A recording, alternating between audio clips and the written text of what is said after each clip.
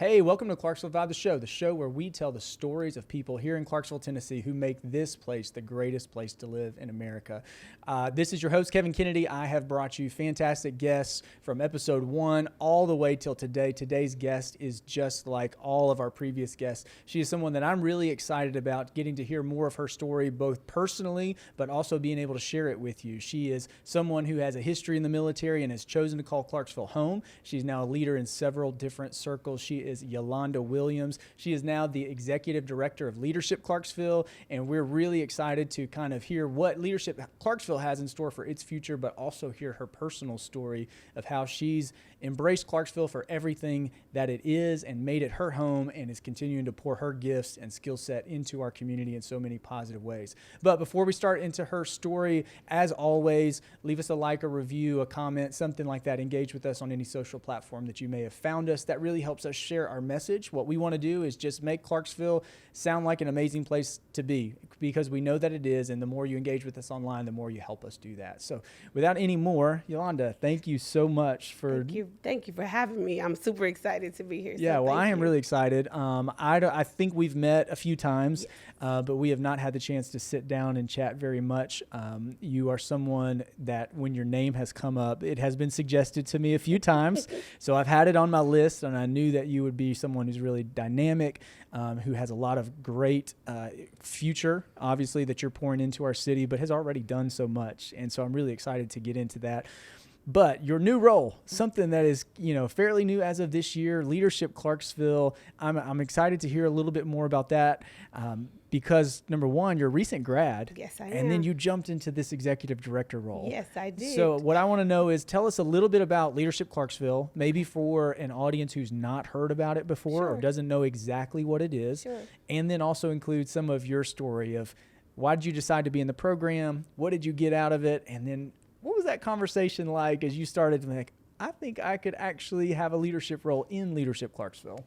So many powerful packed questions all in one, but I think I can navigate my way through that. Leadership Clarksville, 100% an excellent opportunity for anybody that lives here, that is a leader, that is an influencer, that just has a networking request. This is the place that you want to be.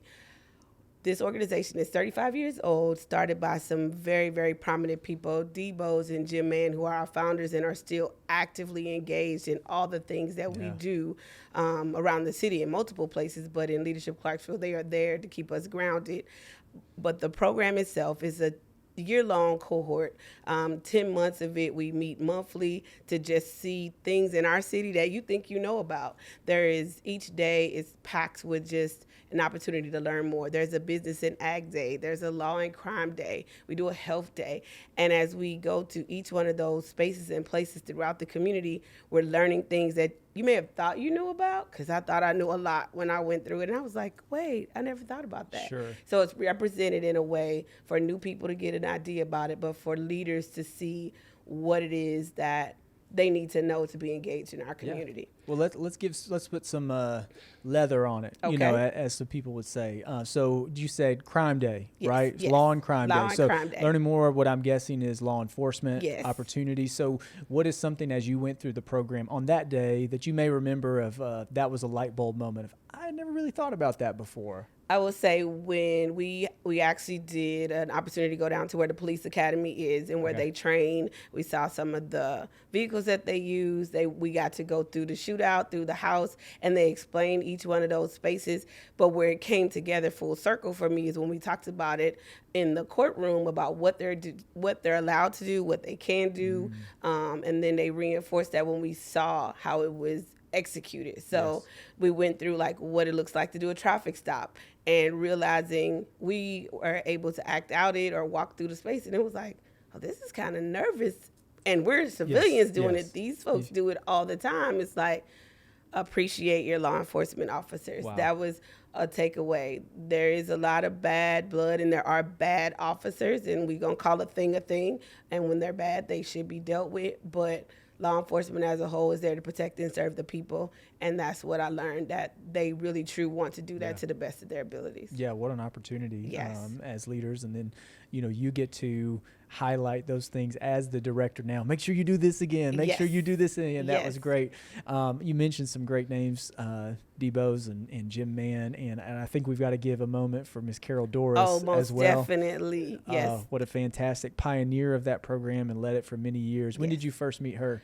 So it was probably about 2 years ago. Right. I was at a holiday function. I got a chance to meet her. Did not know her impact at the time, and have spent quite a few hours with her since taking on this role. She's always there to give me what it should be and what it should look like in her very much Carol form. That's so right. I appreciate her for all of the input. Yeah. Yes. Well, she and I first met. I was a youth leadership graduate. Okay, great. So 2002-ish. Okay. A little over 20 years. It's kind of, you have those times in life where you're like, I can't believe I just said that number years ago out loud. Doesn't seem like that long ago. So that means 2024, you'll probably be a Leadership Clarksville alum. Oh, I'm sorry. Right. You're going to apply? Oh, okay, great. Yeah, on the 20-year anniversary. That's there what you it go. is. That's what we'll do. But she is someone that I stayed connected to and still see her along. And so even for people, I think, who have graduated the program 5, 10, 15 years ago, they're still involved in some ways. This is not a 1 year in and just let it, kind of be removed from your life. You have the class of jokes, you have the pride, the continuing involvement of alumni. And one of the things, and it just happened yesterday, we had our program planning day for the upcoming year, and I did around the room to see which decades were present. We had someone all the way back from 1992. Cassandra Osborne was there all the way through the current class, and as myself, 2023 grad. But we had almost every year represented. Christy Batts was there from 99. I mean, the names, the numbers were just amazing. Right. I was like, wow, this is awesome. And the newer alum, like I said, my class of 2023, I think there were 6 or 7 of my classmates that were like, hey, how can we be engaged? How can we be involved? And the span is huge. People were even emailing in, hey, I want to be a part of that day. Yeah. This seems like a great opportunity and what we're going to do in the future. So and that's really a testament to the program of a new grad wanting to maintain connection, because it is, it's a long year. 10, a day a month doesn't seem like a lot, but 10 months in a row, it gets to be a lot. There's some work involved. You're one of the goals of the program is to also create new ideas to make the community better. Correct. And there would be a reflex of really busy and important people to say, whew, I need a break. Yes. But for them to jump back in and say, no, I want to contribute, I want to be involved, I think just tells a lot about it. So tell us a little bit, because, I would suspect when you take a new role, you're coming with a new vision as well. And so what are some things that you hope to accomplish in the next few years as your executive director that maybe you hope to, we don't want to say improve necessarily, because it has a long history, tradition of great people operating it, but things that maybe have your style and things that are important to you that you want to incorporate it? I would definitely say strategic growth, just how we want to continue this, the financial viability of how we're going to continue to survive. A lot of nonprofit organizations rely on a certain way of raising funds or as alum. So what are new and engaging ways that we're going to do that? How do we do alumni relations and get all of our folks back together? One of the things I'd like to see is like a class reunion. You remember when you graduated high school, you was like, oh, it's our 20-year reunion and going back. I'm going to challenge all of our alum to come back and represent their class and see who gets, the most to come back. And almost like in a fundraising, but a great time effort. It's like class reunion of Leadership Clarksville, just to get together and engage. Alumni engagement is huge. And I also think one of the things I would love to see is as you go through that program, I say you speak to a room of 36 leaders who are in the community. We have an opportunity to see what the ideas are that we've learned about, but when we take it back to the communities that we influence, the spheres, I can't even say it. Our spheres of influence, the people that we touch, what is the takeaway? How do we make that a real connection and not just lip service? Oh, I heard a great briefing and I put it in my pocket. But no, I heard a great briefing. This is why it's important. This is why we need to be engaged. Yeah. So. One of the phrases that you mentioned as we were preparing for the episode is being the bridge. That's right? me. And so that is being the bridge of, let's say a realtor who is in this program and here's a presentation on ag, right? but understanding how maybe their industry specific knowledge can relate and support the ag program, and it's how it's mutually beneficial is what I'm hearing you say. Correct. Or the economic development, they come and they brief us, right, about where we're going and how we're if you're a realtor and you're like, oh, this is what's moving this way, it gives you a clear pattern or a clear understanding of how you want to now look at businesses or homes or whatever you want to sell. It's like having that knowledge and also having the resource to be able to go say, hey, I know who to talk to about that because I have a question. Absolutely. Yeah. With Clarksville growing as much as it is, we know that's just a fact, right? Yes, it's going to happen. We were recording this June 2023, and we just found out that Clarksville, for the second year in a row, has had the most individuals either born into this community or moved here into this community more than any other city in the state for the second year in a row. Wow. Fantastic stat. Wow. But what we know is not all of those people are moving from one place in Tennessee, right, or another community just like this. They're moving here from new, unique communities, bringing unique and different perspectives and diverse ideas. How do you think Leadership Clarksville can engage those kinds of people who are bringing their own skills, gifts, their talents, their experience, and making Clarksville home? How does Leadership Clarksville engage with them if they've not necessarily had the title that accompanies people feeling like they're a leader yet? I think the real question is making sure that they feel welcome in that space. Right. I think we represent now, as our board dynamics, as a new executive director, we represent what Clarksville looks like, making people feel comfortable, feel welcome, and continuing to tell our story. Just recently, we started our membership Mondays, right, on Facebook. And so every Monday, we're recognizing alumni that have done something in the community, accomplished something, completed something.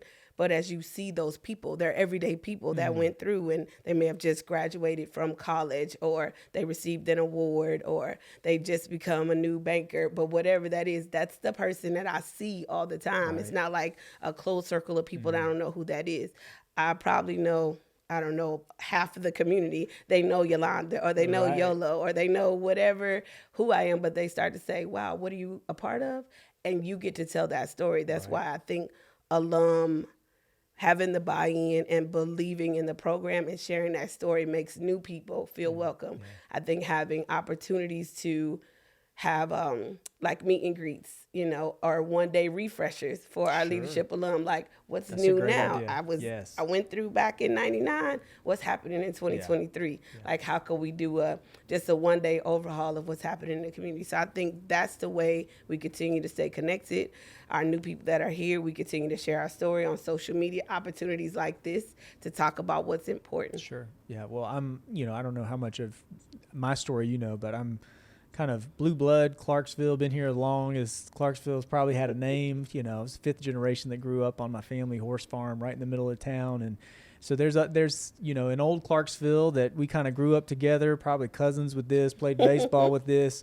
But I very much believe in the blessing and the gifts of, as Clarksville grows, we can grow together. Yes. And so I'm really glad that Leadership Clarksville has one of its, fundamental values, this idea of embracing, new people who come in, and maybe they come via the military and decide to stay, or maybe they come to take a job as a realtor, or they take a job at a bank and now they've, are in Leadership Clarksville, but it is not the good old boys club. It is not. I hope that, even as someone who could be accused of maybe having long-time generational type of connections, when I look at the 36 people every year, when that list comes, I'm like, wow, I don't know this person and this person and this person and this person, and I don't receive that as why are all these new people getting the opportunities? I receive it as man, what a blessing that we get to have all these new inputs, we get these new talents, we get these new ideas. They're coming from lots of different places. So I guess that's just an encouragement. Continue leading on, put your stamp on it, make it what Yolonda Williams can make it. I know it'll continue to grow and be a really important organization for Clarksville. Thank you. But I do want to hear a little bit about your story as well, how you ended up here, kind of some other previous roles that you have, things that are important to you. And I guess we'll start with this. You told me you're a 25-year active duty veteran. Yes. And so yes. what was one of your roles in the military, or what did you do day to day during that time? Wow. So 25 years is a long time. Okay. So yeah, you can tell I'm a civilian. And I probably have gone to sleep more days than I want to think about in places that I did not want to be. Yeah. But to serve my country, I did it. And I did it honorably as a combat veteran. I had several tours to Iraq and Afghanistan. Some of my most memorable opportunities for those that are soldiers out there, you'll appreciate this. Jumping out of airplanes at Fort Campbell, drill sergeant duty at Fort Jackson. I think I tried to run the gamut. One of the things that I share, all of them were not good times. I came through a space where, as a young African-American woman, I wasn't always received as, wow, she's great, and we want her. It was like, why are you here? So you had to prove what you knew, do what you do, and do it well. And so that's what I did. But I took every opportunity to learn from that and try to share with the next person.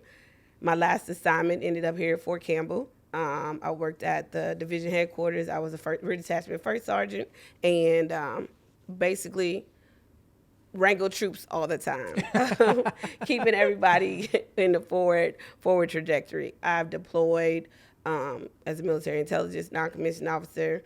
I have, and none of these are in respective order, so don't be like, she was a drill sergeant, didn't she deploy? Nah, these 25 years are a huge blur, and I'm glad that I don't look like what I've been through. I will encourage anybody that would like to serve in the military, do it. I would encourage any female, do it. Yes, it is challenging. Yes, it is hard, but I think anything worth doing, you'll enjoy it. It's going to be great.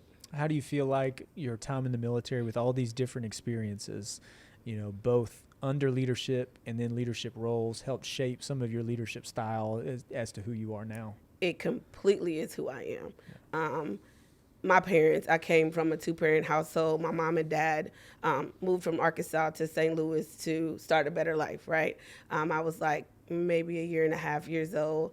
And my dad was like, I want my daughter. So went back down to Arkansas and got me from my grandma and was like, we're going to do this. So you grew up in Arkansas? I started off in Arkansas. And in my grandmother's mind, God bless her soul, she was like, I get to keep her while my kids figure life out. My dad was like, no, she's coming with us. So I ended up in St. Louis with my parents. And I spent my entire life there. I grew up there, graduated high school, and joined the Army. But they were my foundation for the type of person that I think I am. Set the moral compass, show me what right looks like. But in the military, we got rules, we got regulations, we got guidelines. But I think I told you, everybody is not always going to be your friend.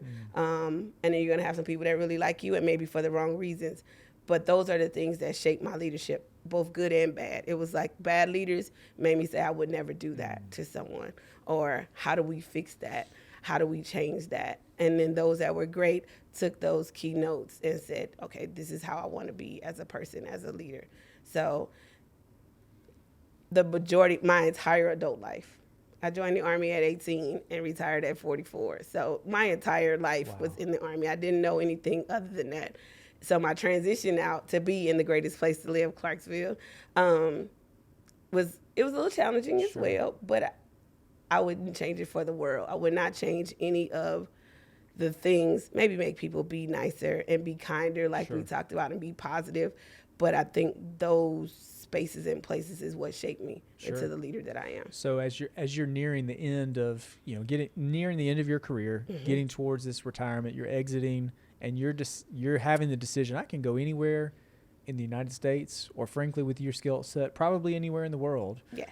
But your last station was here. What were some of the deciding factors along the way during your time in Clarksville that kind of made this the choice to plant your roots and bless our community by staying here?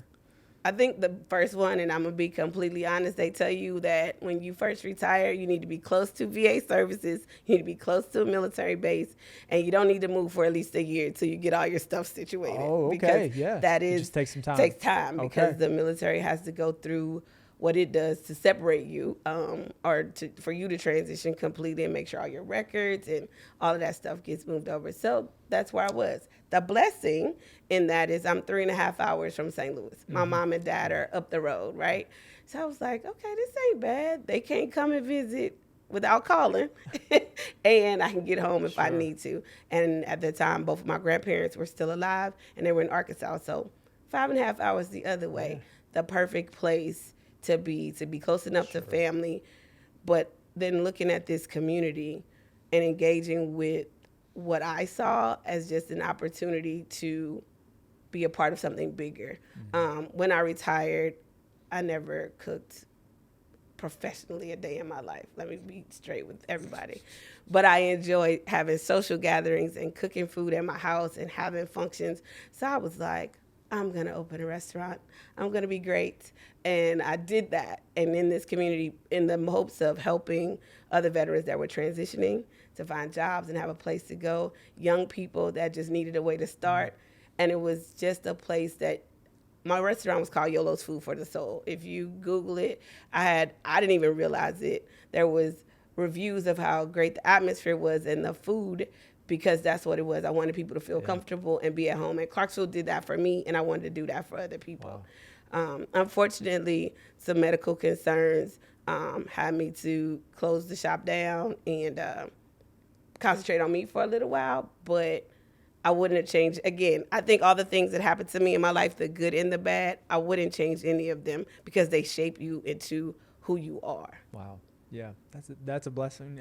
I didn't know that part of your story, but I know that the gifts of the military probably transitioned into that short season, and then still on the other end of that, you got involved in a national organization. It was a national commander. Is that the title? The title. So tell us about that organization that you spent some time leading, from a national basis, based out of Clarksville, Tennessee. And what is that organization about, and what was your role for that time? So right around the same time I opened the restaurant, like I said, I was serving women veterans. I had some connections with some friends.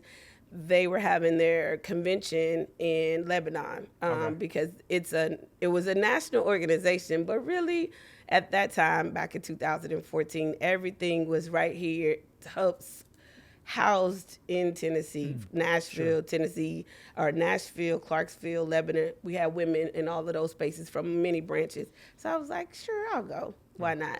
And as I told you, the transition period was like figuring out where you want to land and where you want to stop.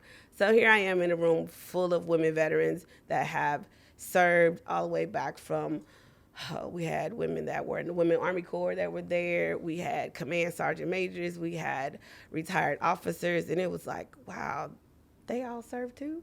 And in that space, I felt comfortable. I felt safe.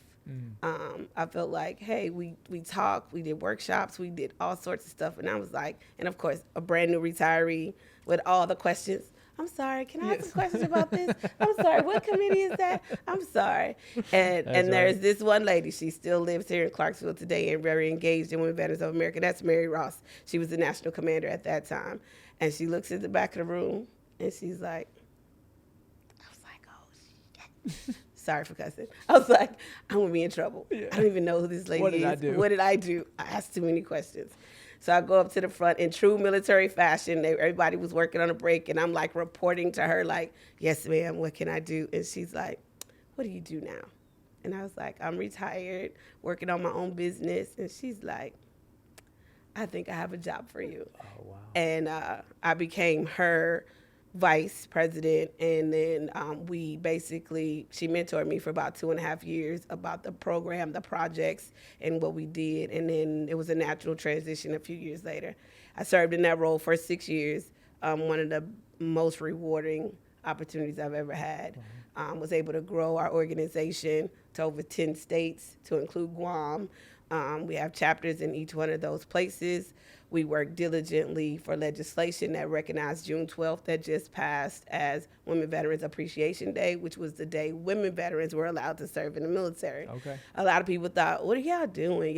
We want a separate Veterans Day? No, we don't. We just like the day that the president said, yes, women are allowed to serve, recognized. And so that was one of my national initiatives in 2020.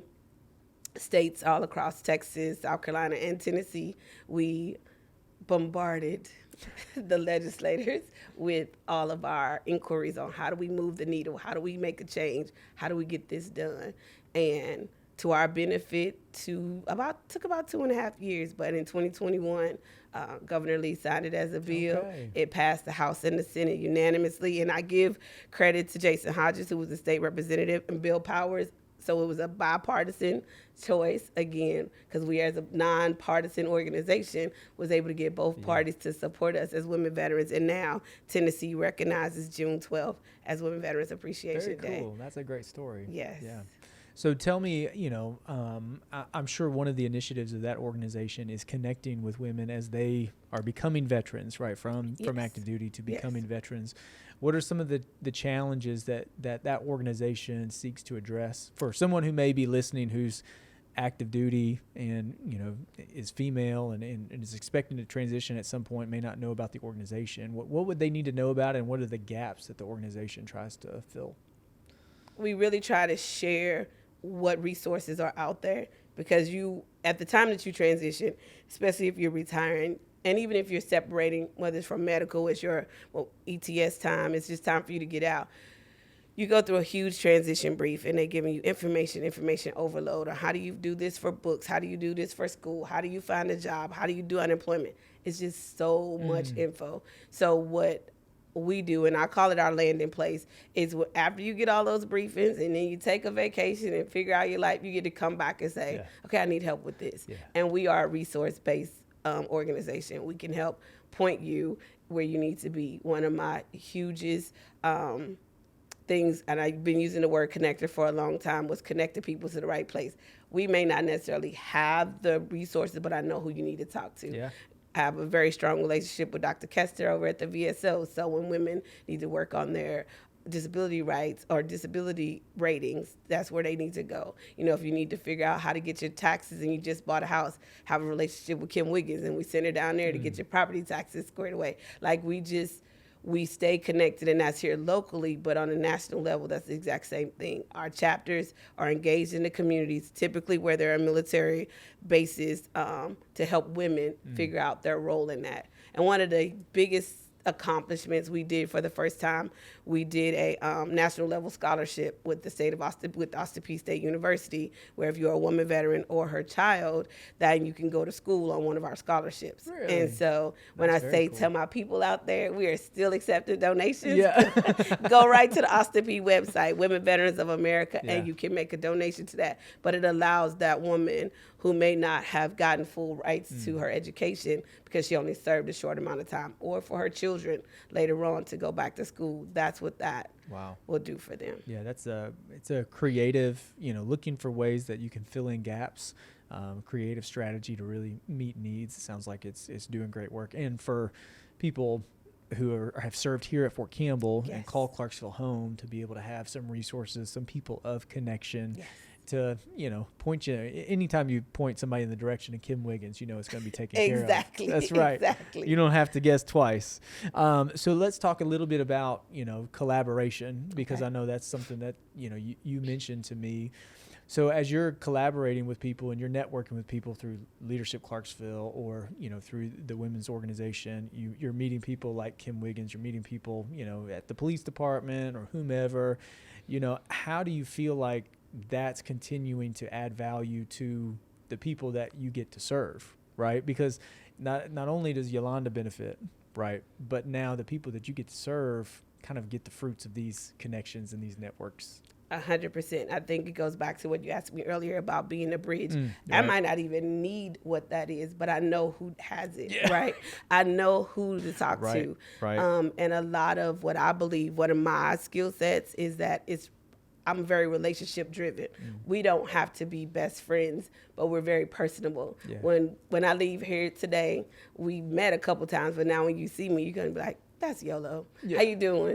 And what you got going on? And I'll ask the same of you, and how can we help one another with what's going on. Yeah. Knowing that you are a pediatric dentist, I get to now share that with people. Yeah, because there's gaps. I mean, in our industry, sometimes it is the, mom retires and she didn't fill out the correct paperwork for her, to get automatically enrolled into a retired dental plan. Exactly. And kids in pain. Got it. And it's a 7-year-old, to no discredit of their own. Mom did everything she thought she was supposed to do, but she didn't check that box or send that form in, and yet here they are in pain on an uninsured period for 30 days or 45 days or whatever it is. Well, part of my kind of dynamic in myself is we're not going to leave a kid in pain. Okay. Somebody forgot to fill out a form. Like we're going to take care of it. We'll figure out all the paperwork later. But having those connections in place where you can call and say, hey. Yes. I got a kid in pain with a and tooth. I know somebody. Can you help me? Us. Yes, Mm-hmm. we're going to help. We're not. That's what we're here. That's one of the things that I tell my people up front. Kids don't need to stay in pain over the weekend. No. If they're in pain, we're going to get them. And so I say that sometimes our military families, have human resources gaps that just don't get met. Exactly. And, we try to do our best to fill in the gaps as those things come along. That's really something special. What are you excited about in Clarksville's future? Just the growth. I think we have an unlimited amount of potential. Yeah. You said it earlier with the new families that are coming as people to continue to transition from the military and make Clarksville their home. The sky is the limit. Like we could go as far or as wide as we like. And I started saying something a couple years back about intersectionality, like all the places that I touch and the things that I do, how we continue to make that weave happen, how we continue to grow together. Yeah. I found that at a lot of places and tables that I sat at, they didn't always represent the whole community. And I see that change, and I've seen it just in the last couple of years. Like, and once you're there, you invite somebody else. You invite a new face, a new friend, so that now that conversation continues to grow. The table gets bigger. The ideas grow more. And the silos start to become no longer. It's like these two things are one and the same. Right. And how do we go together? Yeah. Right? How do we do this in tandem and not separately? Yeah. And I do feel like the movers and the shakers and the silos that existed for decades or longer than that, they're not closed to new ideas. No. That is a misconception. I'm not going to say it's universally true, but I do feel like there are some big heavy hitters who have been major influencers in our community for a long time. And I think sometimes newcomers think, oh, they don't want me to be a part of it. And I know these people. I've known them for a long time. That's not really how they think. Right. They want, we like to see our community grow. We like to see new things created. We like to see, of course, we like to see people respected and honored for their contributions in our community for a long time, but somebody take the torch and run with it. Yes. Let's go. Let's make something new. That's really exciting. Anything that you would want to share with the audience in terms of, Leadership Clarksville or Clarksville's future, or, how citizens can make a Clarksville that you're really proud of? I would say first and foremost, don't be afraid. I said it about the military, but don't be afraid to step out there and try a new thing, a new idea. You talked about businesses that are a part of Leadership Clarksville and organizations, but entrepreneurship is real too. Self-owned business owners, you too are welcome at that table. Yeah. Step out there and be a part. Representation matters. When we talk about what people see or thought Clarksville looked like, when they start to see other people, then I feel more inclined to be a part, right? That's just human nature. So as we see, we have an opportunity to step into that space. But I will tell you, the hands down, what I think is the one thing that people have to do, and this is, and I'll say it very curtly, I don't care who you vote for, but you got to vote, okay? The way we make a difference in this world, the way democracy works as a whole, is you have to be involved. You have to put yourself in the center of what is taking place and be an active member. Yes, things happen out of reactiveness. Leaders emerge from reactiveness, but the reality is, if you want to see something change, you got to do something. You have to vote. Vote for your board representatives, vote for your city council, your county commission, state, national, whatever legislation you want to see change, you got to vote. But not only do you got to vote, you got to pay attention to who those people are. If they don't represent your values, if they don't represent what you believe in, you have an opportunity to vote for someone else, to run yourself, or actually just get involved in how we see the change come into place. Yeah. As they say, that's a whole word right there. That's a whole word. That's a whole word right there. Thank you. Yeah, that's a blessing. And, I know I'm very lucky to know a lot of our local elected officials. Yes. And what I don't know that everyone realizes is, how quickly our local elected officials in a community like Clarksville, Montgomery County actually make really fast change. Like, it can happen. Like, a couple seats on the county commission can get that road project moving. Yes. A couple, positions on the city council can get this new initiative created. We can start something in our local schools. We can get that school project going. I mean, those are really, really, really important positions, yes. and it is incumbent upon all of us to be involved in some way. Yes. We need more people running. We yes. need more people voting. We need yes. more people, sharing the ideas of the people who are running. I've always been somewhat fascinated by it. I've never run and have no intention to ever run for any political office. Me either. But I like to keep up with it. Yes. And I like to know that the people who are making decisions for parks and recreation have their kids going and playing at the parks where they are now. It's exactly. a big deal to me, and I get to see them around town. So that's really fun. Thank you for sharing that. Yes. That is really important. Well, this has been a really fun episode. Thank you for sharing everything that you have. It's been fun to hear more about Leadership Clarksville, about its long tenure of connecting leaders from all across our community for lots and lots of years, yes. building on the legacy of Carol Doris and everyone who played such an important role in that organization for so many years. And I'm really excited to have you leading it now, to bring a new face, a new set of ideas, new set of experiences into Leadership Clarksville, connecting leaders of my generation and younger yes. and older and yes. new people to town and old blue bloods who've never been a part of it and they decide to join and be a part of it now. I think it does nothing but add value to our community. And like you said, it is a bridge. It is a bridge. It helps connect people with important resources. And if you haven't heard of Leadership Clarksville, look it up, figure out when the application timeline is, submit that application, reach out to you, hear more about it. But it's also been fantastic to hear some of your personal story. I know that you're a leader who is going to make Clarksville better for a long time. So thank you for everything that you do in our community. Thank you so much for having me. It's been an excellent opportunity. And to echo what you said, you can apply anytime. Applications through next year are already open. So we're looking forward to what we could do in this community. Let's go. All right.